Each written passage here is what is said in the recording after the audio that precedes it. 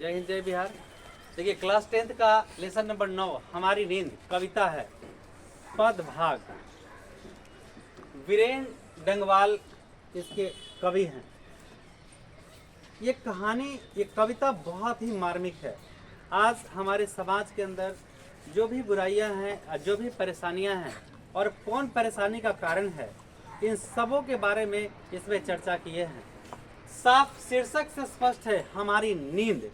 जरा ध्यान से सोचिए कि अगर आप जब तक सोए रहेंगे, क्या आपको कभी लक्ष्य प्राप्त होगा? तो कवि यहाँ पे कहना चाहते हैं कि जो लोग हम पर जुर्म अत्याचार करते हैं, जो मेरा शोषण करते हैं, जब तक हम सोए रहेंगे, अर्थात जब तक उनके विरुद्ध आवाज़ नहीं उठाएंगे, हौसला बुलंद नहीं करेंगे, एक नहीं होंगे, तब तक गरीबों पर जुर्म होता रहेगा, अत्याचार होता रहेगा, मजदूरों का शोषण होता रहेगा, जुल्म करते रहेंगे करने वाले।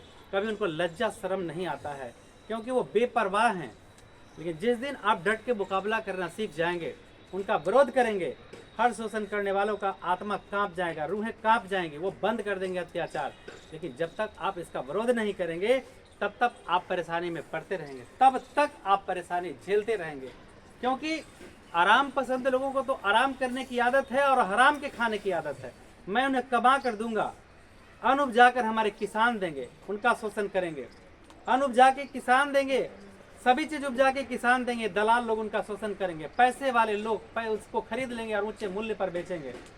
हम उनके खेत में मजदूरी करेंगे, मेरे ही कमाई का वो खाते हैं और हम ही के ऊपर से डांटते हैं। जरा सोचिए, क्या हम लोगों को आवाज उठाने की जरूरत नहीं है? स्कूल में, कॉलेज में, घर में, गली में, मोहल्ला में मजदूरी करने वाले को उचित मजदूरी नहीं मिलता है। सारे स्कूल वाले लोग शोषण करते हैं। टीचर को देखिए 5,000, 6,000, 7,000 सारा पैसा अपने घपला कर देंगे। सारे टीचर को जिस दिन इनकलाब कर देंगे, उस दिन इनका स्कूल बंद हो जाएगा। हर मजदूर किसान, फैक्ट्री वाले का फैक्ट्री बंद हो जाएगा। फैक्ट्री वाले मजदूरों का शोषण करते हैं, 5,000, 6,000, 8,000 दे के काम करवाते हैं। इंजीनियर से 10,000। अरे इंजीनियर का तो पास मुसीबत है कि 12,000, 14,000 में क्या बताऊं। इंजीनियरिंग करके लोग आते, इतने पैसे दे के पढ़ते हैं, अब पढ़ने के बाद कंपनी में जाते हो 12,000, 14,000 में बेचारे पैंट में क्रीच मार के काम करते हैं, लेकिन लज्जा से कहते नहीं है। टीचर लोग कम पैसे में पढ़ाते हैं, लेकिन इज्जत के चलते ज्यादा, तिलक लेना हो चाहे समाज में प्रतिष्ठा बचाना हो कहते हैं, लेकिन ये सच्चाई है। मजदूर लोगों को 400 मिलता है, बोलता है 500, 600। इज्जत बचाने के लिए लड़का ज्यादा कमाता है, बहुआ ज्यादा कमाता है, लेकिन सच का पर्दाफाश करना चाहिए। ये कह रहे हैं कवि कि कब तक जुर्म सहते रहोगे, कब तक अत्याचार करते रहोगे? संगठित हो और जम के आवाज बुलंद करो। देखो शोषण करने वालों की आत्माएं कांप जाएंगी, क्योंकि मेरे वजह से हर काम होता है। सड़क बनाने वाले मेरा बाप भाई मजदूर है, ट्रेन बनाने वाला, प्लेन बनाने वाला, सब मजदूर है। कारखाना से लोहा निकलता है, काम होता है। एक टीचर पढ़ाता है, प्रिंसिपल उसका शोषण करता है, जो उसका डायरेक्टर है वो शोषण करता है। सबकी आवाज़ें बंद हो जाएंगी, रोड पर भीख मांगना पड़ेगा लोगों को। जब हम एक हो जाएंगे तब। ये जगाने का काम हमारे सबसे मजबूत हौसला के वीरेंद्र डंगवाल किए हैं। हम लोगों को हौसला मजबूत करके, और सबसे पहले तुम लोग अच्छा पढ़ाई करो। ये सबसे पहला मेरा यही सवाल है, तुम अच्छा पढ़ाई करोगे, अच्छे जगह पर सेट हो गए, तेरी आत्मा नहीं कांपेगी और सत्य का साथ दोगे। किसी में इतनी औकात नहीं है कि तुमको नीचे गिरा दे। तो सबसे पहले अच्छा पढ़ाई करना है। अच्छा पढ़ाई करोगे, एक ईमानदार बनोगे। ईमानदार बनोगे तो कभी घुटना नहीं टेकोगे। घुटना वो टेकते हैं किसी के आगे जो चापलूस होते हैं, जो कमाना नहीं चाहते, चमचागिरी करते हैं। तो जिंदगी में एक बात याद रखो, कभी किसी की चमचागिरी मत करना, गुलामी मत करना। मेहनत से करो, मेहनत से कमाओ, जीवन में आगे बढ़ो। चाहे सरकारी दफ्तर में रहो या प्राइवेट दफ्तर में रहो। जब तेरे अंदर टैलेंट होगा तो यहाँ नहीं वहाँ, वहाँ नहीं वहाँ करेंगे। कौन मेरा शोषण करेंगे? उठा के दबा देंगे। ठीक है, कहाँ दबा देंगे? उसे दबा देंगे अपने पैरों तले। कैसे? गुण के बल पर। मतलब रियल में दबाने का मेरा मतलब नहीं, गुण के बल पर, है ना। तो विद्या बंधु जनो विदेश गमने विद्या परा देवता। तेरे अंदर अगर हुनर होगा, काबिलियत होगा, किसी को दबा दोगे। ठीक है। तो इस कहानी का, कविता वाले जो हमारे वीरेंद्र डंगवाल है, बहुत लोग ऐसे कहते हैं, 20-20 साल का अनुभव है उनके पास, और कहते हैं कि पता नहीं कहानी में क्या है, कविता में, मूर्ख संग न कीजिए लोहा जल न तिराए। मूर्खों की संगति करने से कभी ज्ञान नहीं बढ़ता है। और लोहा पानी में तीरा नहीं जा सकता है, कभी वो जाके नीचे बैठ जाता है। वो नाव नहीं है जो खींच लेंगे। तो जब तक हम समंदर में घुसेंगे नहीं, तब तक हमें सीप और मोती नहीं मिलेंगे। समंदर में समाने के लिए हौसला चाहिए करा, तभी आप सीप और मोती देख पाएंगे। या तो फिर क्या खोज पाएंगे? वो क्या मिला है, हनुमान जी का अवशेष। अरे पुल मिला न जी राम सेतु। तो जब खोजेंगे तभी ना राम सेतु मिलेगा। जब खोजाए नहीं तो राम कहाँ से मिलेंगे? राम को खोजने के लिए राम में रमना होगा। आइए रमते हैं राम में। हमारी नींद। लेखक कई पहलुओं पर यहाँ नजर डालते हैं। आइए लेखक के जीवन के बारे में थोड़ा देख रहे कि इतने महान लेखक का कौन सा मिट्टी ने जन्म दिया है। तो सबसे पहले निश्चित ही हिंदुस्तान की मिट्टी होगा। दूसरे किसी मिट्टी में इतने दम रहे कि इतना बुलंद हौसला के लोग जन्म दे। बुलंद हौसला वाले केवल भारत में ही जन्म लेते हैं। इनका जन्म उत्तरांचल प्रदेश के टेहरी गढ़वाल जिला अंतर्गत कीर्तिनगर में 1947 में हुआ था। जिस समय मेरा देश आजाद हुआ था, लगता है शायद स्वतंत्र भारत में जन्म लिए हैं, तभी तो हौसला बुलंद है। अपनी शिक्षा विभिन्न जगहों पर पाई, मतलब हो सकता है कि इनके साथ परिस्थितियां होगा, एक जगह स्थिर तरह के नहीं पढ़ पाए, जहां तहाँ मतलब अपना पढ़ाई पूरा किए। और इस तरह से एमए इलाहाबाद विश्वविद्यालय से इन्होंने मास्टर ऑफ आर्ट्स का पढ़ाई किया इलाहाबाद से। इसके बाद यहीं से, यानी मतलब क्या बोलेंगे, इलाहाबाद से ही आधुनिक हिंदी कविता में वितकों और प्रतीकों में डी.लिट की उपाधि प्राप्त की। इसके बाद बरेली कॉलेज में ये अध्यापन करने लगे, मतलब प्रोफेसर हो गए। इसके बाद पत्रकारिता भी किया है। देखिए ज्यादातर जो राइटर है वो पत्रकार हैं, और पत्रकार जमीन से जुड़ा होता है, धरती से जुड़ा होता है, मिट्टी से जुड़ा होता है, और मिट्टी के एक एक कण से जुड़ा होता है। और जो पत्रकार जैसे विद्वान को और कहे कि कुछ लिखा नहीं है, तो उससे महान विद्वान और का ज्यादा कौन होगा? राइटर से ज्यादा महान विद्वान वो है जो कहते हैं कि कुछ लिखा ही नहीं है। ज्ञान होगा तभी तो वो ऐसा कहते हैं ना। इनके से ज्यादा ज्ञान होगा, डिग्री ज्यादा हासिल किए होंगे, चापलूसी करना जिंदगी में जिनका फैशन हो, क्या करेंगे। इनका पहला कविता संग्रह इसी दुनिया में, इन्होंने पहला कविता लिखा था इसी दुनिया में, प्रकाशित हुआ। उसके बाद दुष्चक्र में सृष्टा, ये फिर ये प्रकाशित दूसरा हुआ। और दुष्चक्र में सृष्टा में इन्हें साहित्य अकादमी पुरस्कार मिला। ये लेखक को, मतलब ये कवि को साहित्य अकादमी पुरस्कार। प्रश्न आएगा कि किस कविता में डंगवाल जी को साहित्य अकादमी पुरस्कार मिला, बताइए। हमारे दुष्चक्र में सृष्टा। उसके बाद इसी दुनिया में रघुवीर सहाय स्मृति पुरस्कार मिला। इसी दुनिया में जो लिखे कविता उसमें रघुवीर सहाय स्मृति पुरस्कार मिला। ये जो कविता है दुष्चक्र में सृष्टा से लिया गया है। अब बोलेगा हमारी नींद कविता किससे लिया गया है, तो दुष्चक्र में सृष्टा से ये कविता लिया गया है। इन्हीं का लिखा हुआ कविता है दुष्चक्र में सृष्टा। अब ये क्या कहे हैं, किस पर कड़ा प्रहार किए हैं हमारे कवि, इतने बुलंद हौसला के कवि। हमें पक्का उम्मीद है कि ये कवि किसी के चमचागिरी नहीं किए होंगे। इनका पढ़ाई जहाँ तहाँ होने से मतलब किसी तरह से मेहनत किए होंगे, मजदूरी किए होंगे, करके अपनी पढ़ाई को पूरा करके फिर इलाहाबाद में एमए किए, फिर इसके बाद आगे डी.लिट की उपाधि प्राप्त किए होंगे, पर ये चमचागिरी नहीं किए होंगे। इसीलिए शोषणकर्ताओं के विरुद्ध जम के आवाज उठाए हैं, और हर एक को उठाना चाहिए। जिसको न निज गौरव न जिस देश का अभिमान है, वो नर नहीं निरामया पशु के समान है। चमचे लोग जो होते हैं ना, पशु से भी बदतर जिंदगी उनका होता है। दूध में मक्खी की तरह निकाल के, कभी बोले हैं कि दूध में मक्खी की तरह निकाल के फेंक दिए जाने वाले ऐसे लोग, यूज एंड थ्रो। जब तक जरूरत है चापलूसी कर रहे हो तब तक चलेगा, बाकी जिंदगी खत्म हो जाएंगी। इसमें सुविधा भोगी, आराम पसंद जीवन जीने वाले लोगों पर शोषण करने वाले लोगों पर अपना विचार प्रकट किए हैं कवि। देखिए इसमें कवि बहुत ही कड़ा प्रहार किए हैं। इसमें सुविधा भोगी, आराम पसंद जीवन जीने वाले लोगों पर, शोषण करने वाले लोगों पर कवि अपना विचार प्रकट किए हैं, मतलब जम के प्रहार किए, बिना ईंटा के कूच दिए हैं। कैसे? ज्ञान से ज्ञानी मारे ज्ञान से कि अंग अंग जुट जाए, मूर्ख मारे लक्ष्य से कि अंग अंग फट जाए। ऐसे चापलूसों पर ऐसा ही प्रहार किए हैं कि उनका अंग अंग जुड़ेगा भी और वेदना देगा पुरवैया और पछिया में। अपना विचार प्रकट किए। कवि कहते हैं कि जब तक सोए रहेंगे तब तक अत्याचार दुराचार करने वाले लोग हम पर जमकर दुराचार करते रहेंगे। इसलिए हमें एक होकर, संगठित होकर सभी को जमकर विरोध करना चाहिए। किसका? अत्याचारियों का, शोषण करने वालों का, चापलूसों का, चमचागिरों का, जो मालिक काम करवाते हैं उन लोगों का, स्कूल चलाने वाले, कॉलेज चलाने वाले, फैक्ट्री चलाने वाले, काम करवाने वाले, ठेकेदार, मजदूर, सब कहते हैं एक हो जाओ। जिस दिन एक हो जाओगे ना, किसी का कुछ नहीं चलेगा, क्योंकि मेरा फैमिली, हमारे किसान मजदूर अनाज उगाते हैं, सोना उगाते हैं, सबका पेट भरते हैं। तेरे पास पैसा है तो तुम दादागिरी करोगे, पैसा से क्या खाओगे, क्या मिलेगा तुमको? कुछ नहीं मिलने वाला है। तो इस तरह से मैं कवि का पूर्ण रूप से साथ देता हूँ। इनकी हौसला जितनी बुलंद है, हम लोगों को मिल के सलाम करना चाहिए ऐसे लोगों को, कि जो जुर्म के खिलाफ अपनी लेखनी उगलते हैं, आग उगलते हैं। अब देखते हैं किताब में मोटी मोटी भाषा में तो कह दिए, लेकिन इन्होंने मुख्य रूप से इस कविता में बताया है कि जब तक हम सोए रहेंगे अत्याचारी हम पर जुर्म अत्याचार करते रहेंगे, जब तक ले हमारी आंख नहीं खुलेगी।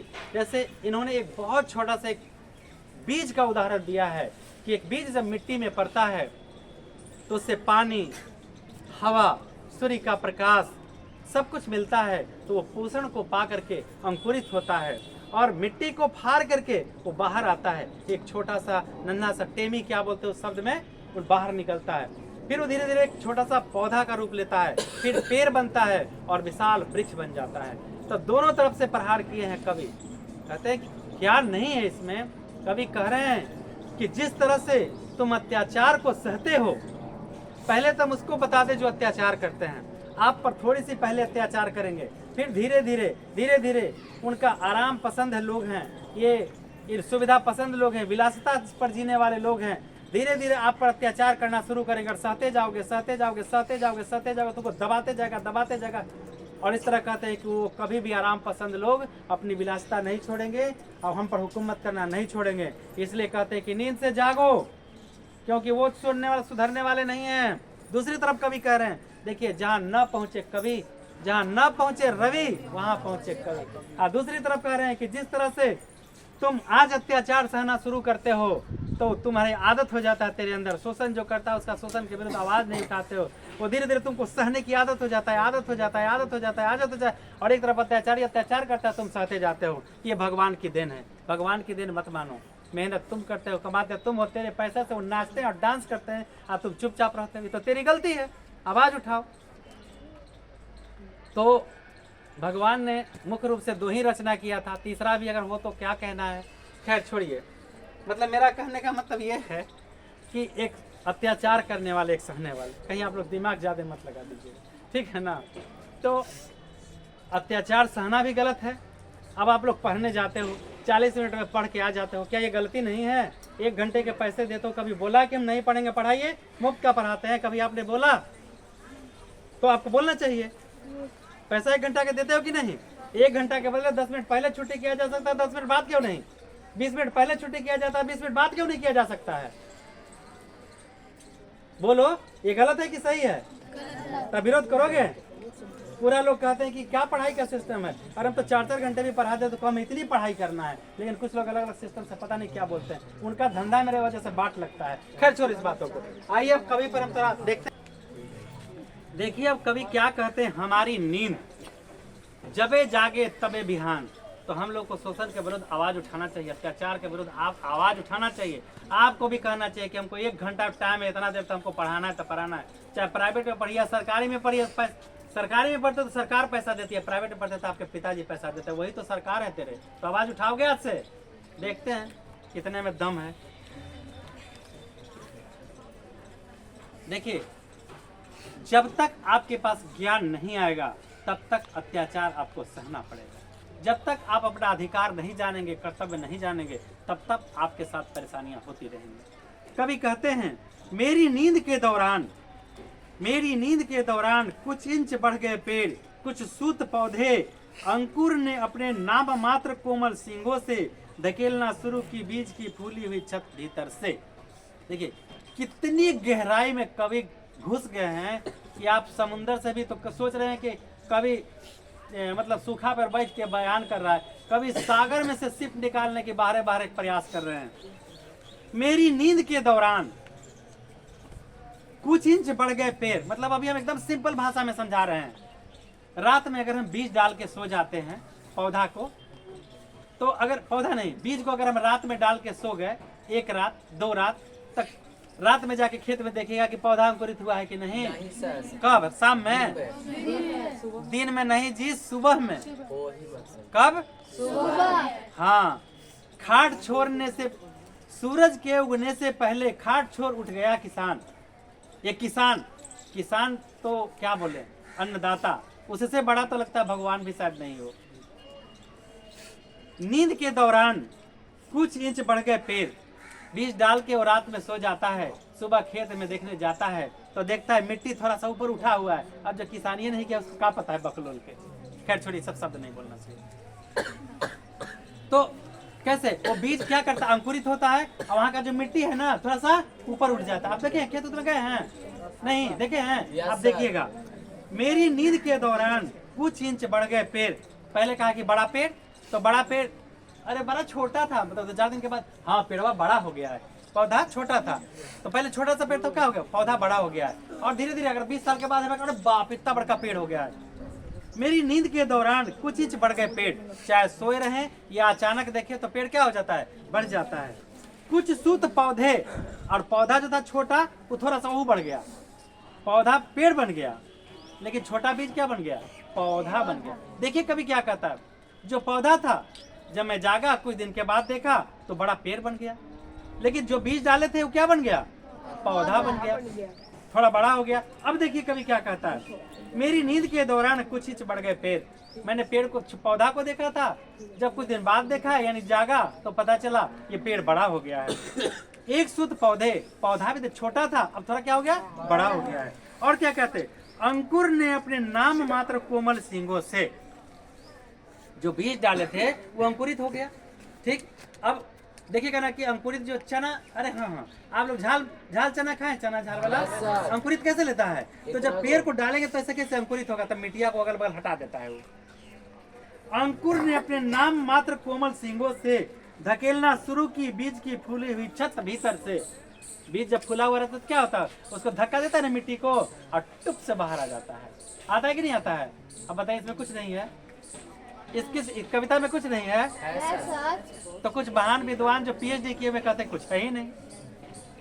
मेरी नींद के दौरान मतलब शायद मैं कहीं चला गया 2-4 दिन के लिए, 10 दिन के लिए, महीनों के लिए, साल भर के लिए, ऐसा मान लीजिए। तो एक तरह से हम क्या किए थे, सोए थे, ठीक है। अचानक हम जाते हैं, मतलब 10 साल हम नहीं गए चमड़ में, तो बधार में जाएंगे, अरे ये तो पेड़ हो गया बड़ा। तो पहले तो पेड़ छोटा होगा ना, पौधा होगा, अब पौधा से क्या बन गया, पेड़। फिर अब 4 दिन के बाद खेत में जाते हैं, बीज डाल के तो देखते हैं कि अरे पौधा हो गया। फिर बगल वाला पड़ोसी खेत रोपा होगा तो आज बीज के डाल के आया होगा, कल हम जाके जाते हैं अपना खेत देखने, तो देखते हैं कि पौधा टेमी निकल आ रहा है ना, उसको टेमी बोलते हैं, क्या बोलते हैं। मेरी नींद के दौरान कुछ इंच बढ़ गए पेड़, मैं जागा तो देखा कि पेड़ बड़ा हो गया। कुछ सूत पौधे, छोटा पौधा थोड़ा बड़े हो गए। अंकुर ने अपने नाम मात्र कोमल सींगों से धकेलना शुरू की बीज की फूली हुई छत भीतर से। जब पौधा बीज अंकुरित हो गया तो छत, मिट्टिया जो छत टाइप का नहीं रहता है, तो उसको धकेल के अलग अलग करके क्या होता है, तो टेमी से निकल जाता है, फिर उसमें धीरे धीरे पत्ती देने लगता है। तो उसी पर एक कवि कहते हैं कि जिस तरह ये पौधा क्या बना, शुरू से आ जाओ, अंकुरित बीज पौधा बना, पौधा पेड़ बना। तो जिस तरह से तुम अत्याचार सहते हो, पहले थोड़ा सा सहते हो, थोड़ा सा सहते हो, थोड़ा सा सहते हो, और सहते सहते तुम पर दबाव डालना शुरू करता है। अब बोलोगे तक बड़ा बोलता है, पहले नहीं बोलता था, और तो पहले तो इज्जत समझते थे इसलिए नहीं बोलते थे, अब जानते हैं कि इसे लोगों को बेइज्जत करना पड़ेगा इसलिए बोलना पड़ेगा। Yes sir. तो इस तरह से ये सिस्टम को समझिए। तो क्या करेंगे, आप अत्याचार सहेंगे, सहते सहते सहते आप पर दबाव डालते जाएगा, शोषण करते जाएगा। देना है 100 रुपया मजदूरी, आपको 50 रुपया देगा, लाजे बोलिएगा नहीं। तो देहाती मुहावरा था, लेकिन कहेंगे तो खराब लगेगा, नहीं कहेंगे, खैर छोड़िए। तो उसी तरह से आप शोषण के विरुद्ध आवाज उठाइए, एकदम जस्ट तुरंत। अगर सब लोग मिल के आवाज उठाएंगे तो मजदूरी नहीं बढ़ेगा, बढ़ेगा कि नहीं बढ़ेगा। गरीब मजदूर, सरकार एगो कि 1 लाख सैलरी दे रही है, 400 रुपया महीना में, 500 रुपया रोज में तुम काम करवा रहे हो, तुम लेते हो अपने इतना पैसा, दूसरे की कितना देते हो।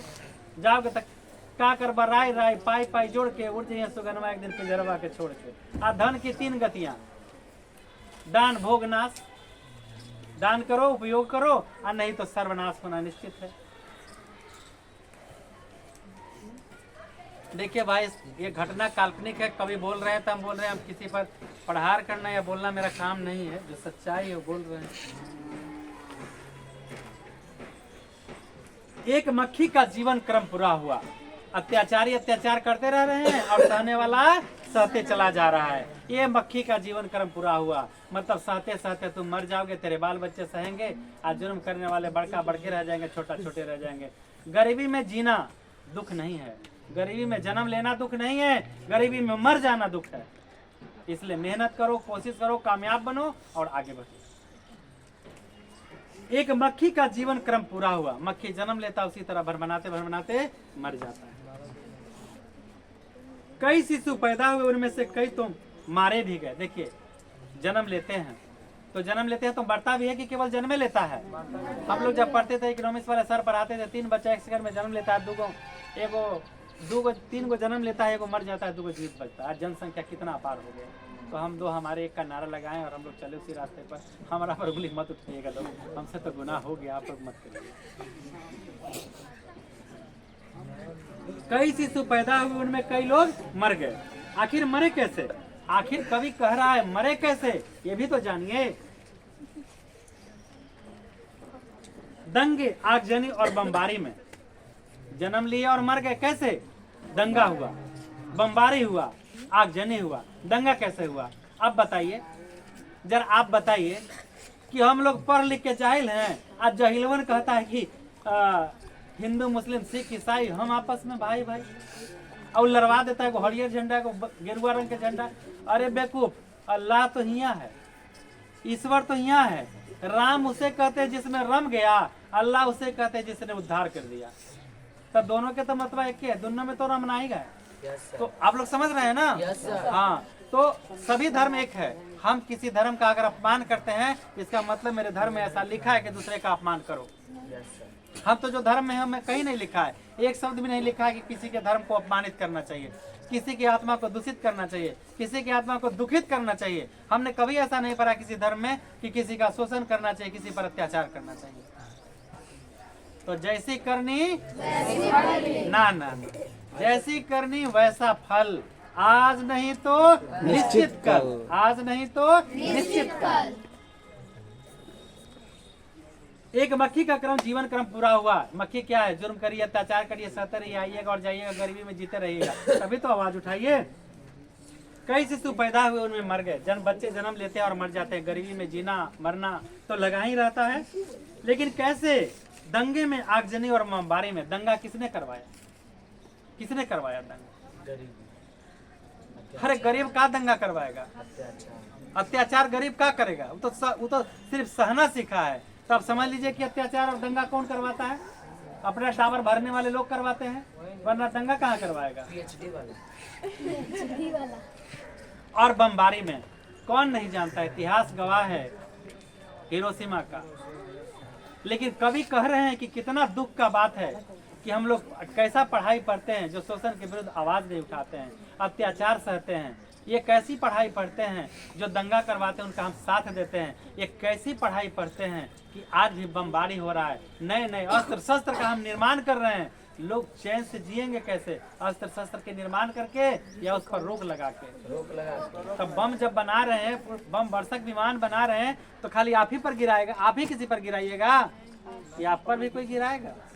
हाँ, तो पूरे विश्व को इस पर सोचना चाहिए, शांतिपूर्वक समझौता करना चाहिए। कुछ इंपॉर्टेंट बात है जिसे हम कुछ अब क्लियर कर दें।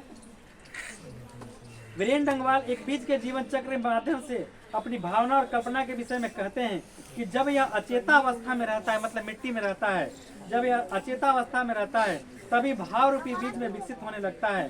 कवि कहता है कि जिस प्रकार बीज अंकुरित होकर अपनी पोपल से बाहर निकलने के लिए धकेलना शुरू करता है, उसी प्रकार कवि के हृदय का भाव मूर्त रूप प्रदान करने के लिए प्रेरित करता है। कवि कहता है कि उनके मन में हिलोरे मार रहे हैं कि बताओ दुनिया को, शोषण के विरुद्ध आवाज उठाए, अपनी हक मांगना सीखे और लड़ना सीखे। अर्थात हृदय में उफान मचाते हुए काव्य के रूप में अपनी भाषा को लिख देते हैं, यानी भाषा के रूप में काव्य को लिख देते हैं। जागो जागो अब।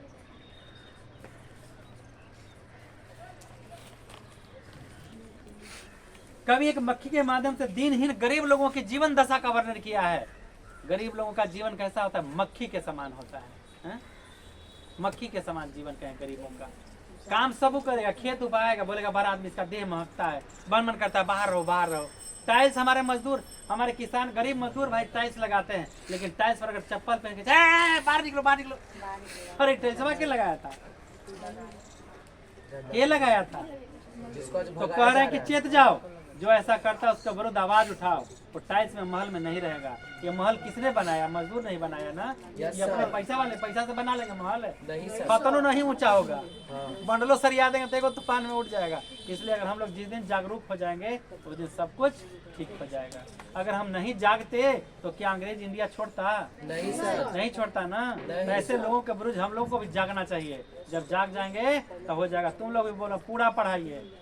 सबसे पहले हमारे कहना कम से कम 1 घंटा 10 मिनट, कम से कम 10 मिनट पहले, अगर नहीं तो 10 मिनट बाद क्यों नहीं।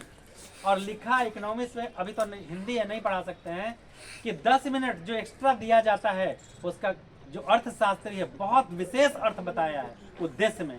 काश उन लोगों को पढ़ना चाहिए ये बात कि 10 मिनट अधिक पढ़ाने का मूल्य क्या होता है और मतलब क्या होता है। मतलब ठेठ भाषा में हम बता दूं, 1 घंटे का तुम पैसा देते हो, मैंने तेरे यहाँ मजदूरी किया, लेकिन जो प्यार या जो भी वजह हमारे रिलेशनशिप जो बना वो 10 मिनट एक्स्ट्रा और 1 घंटा एक्स्ट्रा, आधा घंटा एक्स्ट्रा, तो तेरे प्यार उसकी कीमत तुम नहीं चुका सकती। Sympathy is the greater than gold. वो मेरा सहानुभूति है, सिंपैथी है कि मेरे बच्चे आगे बढ़ेंगे। पढ़ेगा इंडिया बढ़ेगा इंडिया, तो पढ़ेगा गांव तो बढ़ेगा गांव, तो पढ़ेगा इंडिया तो बढ़ेगा इंडिया। लोगों की जीवन दशा पर वर्णन करते हुए कहते हैं बच्चे दीनता के कारण या तो काल के गाल में समा जाते हैं। गरीब के बच्चे को कभी चैन मिला है? कभी कपड़ा तो खाना नहीं, खाना तो कपड़ा नहीं, कभी मतलब जो सब कुछ पैदा करता है उसी के बच्चे। एक देहाती मुहावरा है, का कहें कहिए देते हैं, जेकर मैया पुआ पकावे ओकरे धीवा तरसे। एकदम जस्ट यही लागू होता है। जिसकी माँ पुआ पकाने पर बाल बच्चा लोग को खाने को नहीं मिलता है। मेरे परिवार, मेरे संबंधी, मेरे रिश्तेदार लोग अन्न उपजाते हैं, उन्हीं को रोटी नहीं मिलता है। पैसे वाले लोग आनंद उठाते हैं। बताइए कितने दुख की बात है। जागोगे सब, पढ़ोगे मेहनत से, लेकिन जब ये गरीब संगठित होकर अपनी आवाज को बुलंद करेंगे, उन्हें अपने अधिकार का बोध हो जाएगा और अत्याचारी सुगंधा पर और अत्याचारी कभी एक बार आत्मा कांप जाएगा, तब हारे हुए लोग ईश्वर के शरण में जाएंगे। ऐसे लोग एक दिन हम हारे हुए ना कि अमीर वो अपनी, हम कैसे हारे हुए हैं? अरे भाई भगवान का देन है कि वो अमीर है, हम भगवान के देन है कि हम गरीब हैं। उस दिन उनको भगवान के शरण में जाना पड़ेगा। जिस दिन हम जाग जाएंगे ये भगवान तू हमारा बचा ला, अब इस सब तो हमारा विरुद्ध आवाज उठा देना है ना, अब वो अपने आप मेरा हक देना। हम आवाज नहीं उठाते इसलिए वो हक नहीं देता है। अगर आवाज उठा देंगे ना तो कांप जाएगा उसकी आत्मा। तुम बोलोगे कि नहीं पढ़ेगा तो नहीं पढ़ता, जा तो क्या करबा, सब्जी बेचबा, क्या करबा, सबकी औकात पता चल जाएगा। स्कूल बड़ा या टीचर, टीचर बड़ा या स्टूडेंट, स्टूडेंट। तुम लोग उस देवता हम खूब खूबसूरत मंदिर का निर्माण कर दिए हैं, ठीक है, पुजारी भी एकदम अयोध्या के ले आए हैं, लेकिन मंदिर में मूर्ति नहीं रखे हैं। तो केकर घंटी जो लाएंगे महंत जी? तुम अपनी औकात, तुमको हम बता रहे अपनी वैल्यू, तुम अपनी वैल्यू को समझो कि तुम क्या हो। अगर तुम नहीं जाओगे तो स्कूल में क्या पढ़ाएगा? नीतीश जी केरा वेतन देंगे? दिक्कत है। तो तेरी ये अहमियत है, अपनी अहमियत को पहचानो। तुम्हारा हक है, अधिकार है, क्लास चलाइए, पढ़ाइए, क्योंकि आप देवता उस मंदिर के क्या हैं? सेवक हैं। स्कूल क्या है? आपका मंदिर है। और जो टीचर क्या हैं? पुजारी हैं। भगवान की आराधना करना पड़ेगा, करना चाहिए। और जिस दिन इस भावना से जितने शिक्षक हैं ये सोचेंगे कि ये मेरी मूर्ति है, ये मेरी देवता है, इन्हीं के वजह से मेरा खाना पीना चलता है, मेरा जीवन चलता है, वो दिन मन लगा के पढ़ाएंगे, उनकी आत्मा कांप जाएगी। एक बार जो लोग सोचते हैं, आपको बोले हैं पंडित बिरजू महाराज कि एक सफल शिक्षक वही है कि अपना तस्वीर उस बच्चे में देखे, अपना तस्वीर, अपनी छवि उस बच्चे में देखे जिसको उसने पढ़ाया है। और जिस दिन ऐसा छवि वो देख लेता है वो महान है। तो अपने जैसा बनाए, तभी तो। खैर छोड़िए, आगे बढ़ते हैं। नींद से जाग रहे हैं आप लोग? जागिए। देखिए अब कभी कहते हैं गरीब बस्तियों में भी धमाके से हुआ देवी जागरण लाउड स्पीकर पर। गरीब लोग क्या करता है? कहता है भाई वो अमीर है भगवान के देन से, हम गरीब हैं भगवान के देन से। तो क्या करता है? लाउड स्पीकर बजा के दिखाता है अमीर को, देखो भैया मेरे पास भी कुछ है। क्या करे? भगवान का भजन करता है, दूसरा कोई रास्ता उसके पास है नहीं। लेकिन नहीं, देखिए कवि जी, हारे लोग भगवान के शरण में नहीं जाते हैं, जिनके पास ज्ञान होता है वो भगवान के शरण में जाते हैं, ठीक है। लेकिन हम इसी बात से भी इनकार नहीं करते हैं कि गरीब लोग अपनी खुशी व्यक्त करने के लिए लाउड स्पीकर सही में बजाते हैं ताकि उनको एक खुशी का अनुभव हो, ठीक है। तो खैर बहुत अच्छा। गरीब बस्तियों में भी धमाके से हुआ देवी जागरण लाउड स्पीकर पर। कवि कहते हैं कि गरीब लोग भगवान को मानते हैं, कहते हैं कि देखो भाई मैं खुश हूँ, लाउड स्पीकर बजाकर अपनी खुशियाँ जाहिर करते हैं, अमीरों को दिखाते हैं। दिखाने से थोड़े सबके लज्जा आता है, लज्जा आता तो कोई गरीब थोड़ी होता।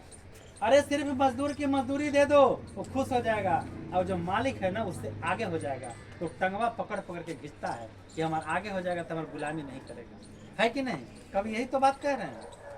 तुम लोगों को मास्टर नहीं पढ़ाता है कि पढ़ लेगा ज्यादा तो हमारा इज्जत नहीं देगा। ये बात सच है। ये कड़वा है, थोड़ा बहुत कड़वा है, ये लौंगिया मिर्चाई है, वरना दिल लगा के जितना आता सब तुमको सिखा दूं, कटोरा के नीचे भी मूड़ी पड़ जाएगा तो दुख नहीं होगा, क्योंकि हम अपने जैसा पैदा किए थे। द्रोणाचार्य को कब दुख हुआ था? क्योंकि उन्होंने एक ही अर्जुन पैदा किया था, एक ही अर्जुन। अगर एक और अर्जुन पैदा किए होते तो अभिमन्यु का वध चक्रव्यूह में नहीं होता। लेकिन हम तो सबको अर्जुन बनाएंगे, मार के पीट के कूच के अर्जुन बनाएंगे ही, और कोई भी चक्रव्यूह में मेरा नहीं फंसेगा कभी। मारने का मतलब कैसे? प्यार से मारेंगे, डंडा से। कौन मार बड़ा होता है, प्यार का कि डंडा का?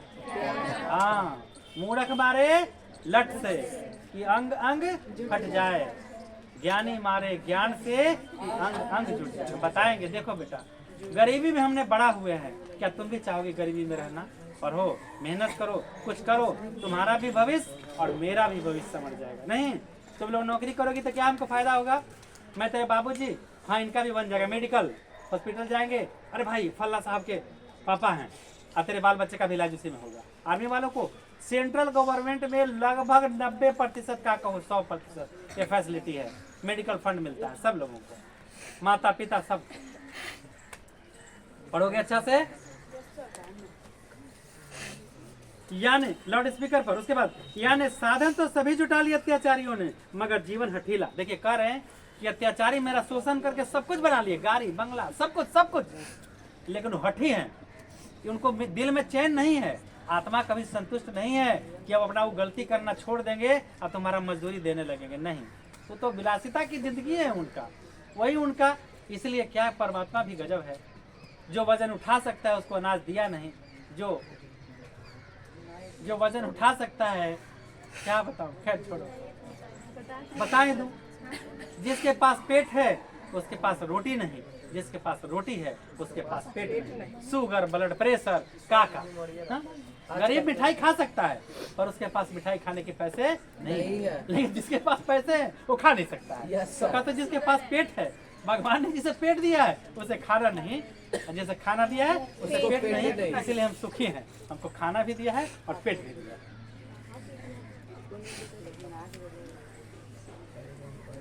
यानी साधन तो सभी जुटा लिए अत्याचारियों ने, मगर हठीला फिर भी बढ़ता ही जाता आगे हमारी नींद के बावजूद। जब तक हम सोए रहेंगे, जागेंगे नहीं, जब तक अत्याचार करने वाले लोग अपना अत्याचार बंद नहीं करेंगे, क्योंकि वो शोषण करना सीखे हैं, अत्याचार करना सीखे हैं। ये नहीं है कि सीमा रखने के बाद वो अत्याचार करना बंद कर देंगे, वो करते ही रहेंगे और उनके आने वाले पीढ़ियां भी करेंगे।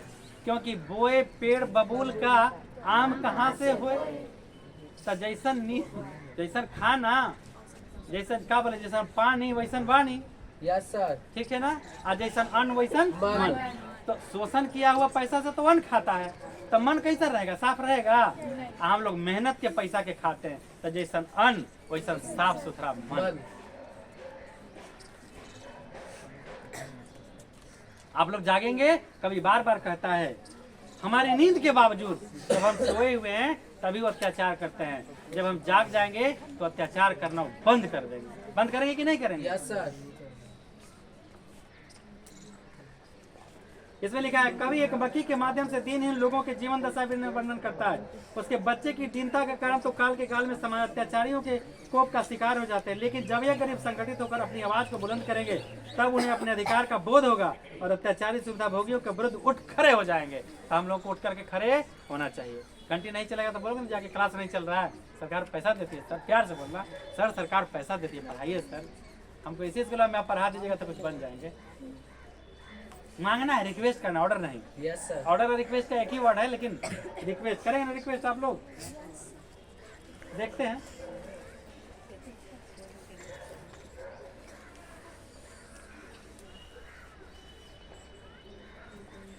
तो लिखा है बढ़ता ही जा आगे, ये साधन तो सभी जुटा लिए अत्याचारियों ने, मगर जीवन हठीला फिर भी बढ़ता ही जाता है आगे हमारी नींद के बावजूद। जब तक हम सोए रहेंगे तब तक हठीले लोग, अत्याचारी लोग, शोषण करने वाले लोग अपनी हद को पार नहीं करेंगे। नहीं कि चटल्ला बन गया और उनके पास वो इंजीनियर नहीं है कोई, वो ऐसा इंजीनियर की तल्ला आसमान तक ठेका देंगे रावण की तरह। अरे क्या बात की, रावण रावण में यही तो पचा रहा था ना, आसमान में स्त्री लगाना। अरे भैया आज के इंजीनियर कहता है कि सीमा रेखा 4 तल्ला के बाद बंद करो नहीं तो पलटी मार देगा। तो ज्यादा जो शोषण करके ज्यादा बनाना चाह रहे हैं मारेगा, एक बार पलटी वो बोलेगा हाय वो सारा हॉस्पिटल बंद, काम खत्म। हार्ट फेल कर गया तो क्या लेगा, काम खत्म। और लोग भी लिखता है, और लोग भी कई लोग हैं अभी भी जो भूले नहीं करते, साफ और मजबूत इनकार, गलती करते हैं, जुर्म सहते हैं और गलती करने वाले गलती करते हैं, अत्याचार करते हैं, पर उनका उफ नहीं होता है कि हम इसके विरुद्ध आवाज उठाएं। ठीक है, तो कवि कह रहे हैं लास्ट में, जो भूले नहीं करना, साफ और मजबूत इनकार। कुछ लोग तो इनकार मतलब कबूले नहीं करते हैं कि हम कभी गलती किए हैं, है ना। गरीब मांगे तो चंदा है, गरीब मांगे तो गलत, अमीर मांगे कहीं तो चंदा है, और गरीब मांगे तो इसका धंधा है। गरीब लोग कहीं चंदा उंदा मांगे, एक धंधा बटा बाबा, अब फलना बाबू आ जाएंगे, फलना जगह मंदिर बना है, कहा फलना इधर आओ दे 2000 रुपया, मालिक न कमाही कितना, हट दे। तो गरीब मांगे तो धंधा है, अमीर मांगे तो चंदा है। जरा सोचिए, हमरे पैसा खाता है और उल्टी हमरे पर डकारता है, हा? हमरे लाज लगाएगा। कभी कहते हैं कि अत्याचारी सुख भोग के सारे साधन जमा करने के बावजूद अपनी हठी स्वभाव के कारण अन्याय बंद करना नहीं चाहते, और जुल्म उनका क्या होता है, बढ़ते चला जाता है। वे हमारी बेपरवाहियों के कारण परिस्थितियों से लड़ते अपने सुखमय जीवन। हम बेपरवाह हैं, हम अपना अधिकार मांगना नहीं चाहते, बोलना नहीं चाहते, और वो जुर्म करते जाता है। तो आवाज उठाएंगे आप लोग। तात्पर्य यह है कि अत्याचारी जनता की समस्याओं पर ध्यान नहीं देते, अपने सुख भोग में। जैसे नेता, अब बताओ, नेता भी कई क्वालिटी का। अभी तो यहाँ कहने का मतलब कवि का है कि सिर्फ पैसे वाले धन वाले नहीं, पूंजीपति लोग ही नहीं शोषण करते हैं, बल्कि नेता लोग भी शोषण करते हैं। कैसे, वोट मांगने आ जाएंगे, जी बाबू, और बाद तुम कौन है, कहाँ से आया है, चल बाहर चल, लो हम ही भीख दिए तो राजा बना, हमरे पूछता है तू कौन है, तो बेवकूफ कौन है। 4 लाइन माइक पर भाषण नहीं देने आता होगा, 4 लाइन शुद्ध बोलने नहीं आता। नेताजी बताइए, ये देश का दुर्भाग्य है, और क्या कहेंगे, हा? तो आप लोग चेतेंगे, मन लगा के पढ़ाई करिए, और अपने देश के लिए। आपको पढ़ाई किसके लिए करना है, अपने लिए नहीं, अपने लिए नहीं। वृक्ष कबहू नहीं फल बकाए, नदी न संचय नीर, परमारथ के कारण साधु धरा शरीर। आपको अपने लिए नहीं, अपने परिवार के लिए, अपने गांव के लिए, अपने समाज के लिए, अपने राष्ट्र के लिए, अपने देश के लिए आपको पढ़ना है, और देश को बचाना है। तो जब आप मेहनत से पढ़ेंगे तभी ना ऐसे अत्याचारियों से बचाएंगे, तभी तो देश में इनकलाब आएगा। सब लोग कहते हैं भगत सिंह शहीद हो गए, भगत सिंह आज भी जिंदा है हमारे और तुम्हारे दिल में। झांसी की रानी लक्ष्मीबाई आज भी जिंदा है हमारे और तुम्हारे दिल में, क्योंकि ऐसे लोग अमर हो जाते हैं। ठीक है, इसी के साथ समाप्त करते हैं। जय हिंद, जय बिहार।